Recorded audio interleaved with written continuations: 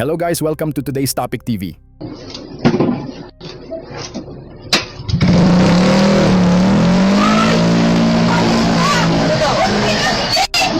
Isang lalaki ang nahuli sa CCTV matapos umano'y manloko sa isang tindahan sa bayan ng Camaligan, Camarines Sur. Sa kuha ng video, makikita ang suspek na nakasuot ng helmet habang nagpapanggap na bibili ng alak at sigarilyo. Matapos kunin ang mga ito, inilagay pa niya ang mga produkto sa seatbox ng kanyang motorsiklo na para bang magbabayad. Ilang sandali pa, sinabi na ng tindera ang kabuuang halaga ng kanyang binili.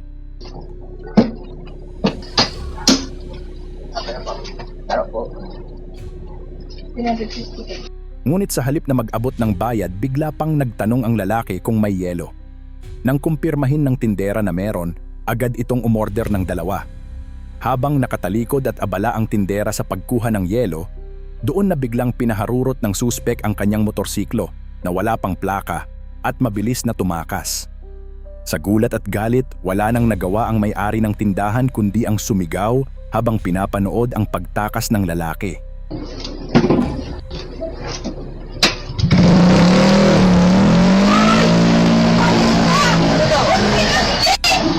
Samantala dito naman sa isang tindahan ng mga collector's item, isang lalaki ang naudlot ang tangkang pagnanakaw ng maaktuhan ng nagbabantay sa CCTV.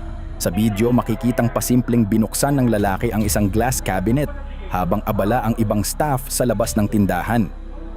Agad nagsalita ang babae sa CCTV. Boss, ano yan? Subalit hindi agad ito napansin ng lalaki sa pag-aakalang hindi siya ang tinutukoy nito. Babalik pa sana ang lalaki subalit agad niyang narinig na pinag-uusapan na pala siya sa CCTV kaya agad itong lumabas. Ano yung ba't pinabuksan ng yung number 6?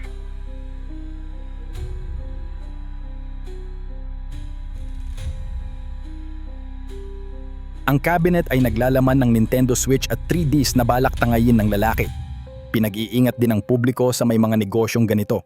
Dahil may sariling susi umano ang mga suspek kaya madali lang nila itong nabuksan. Buti na lang talaga at may nakamonitor sa CCTV kaya naagapan ang tangkang pagnanakaw. Dito rin sa Green Hills sa isang tindahan at cellphone repair. Isang lalaki ang nahuli cam na tumangay ng isang 17 Pro Max habang kunwaring magpapagawa ng kanyang cellphone.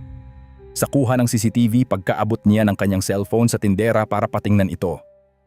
Agad nitong dinampot ang isang unit na pang-display at agad itinago sa kanyang hawak na tablet.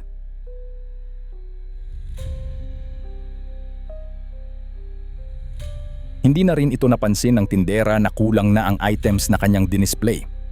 At habang abala ang tindera dito na niya pasimpleng inilagay sa bag ang cellphone.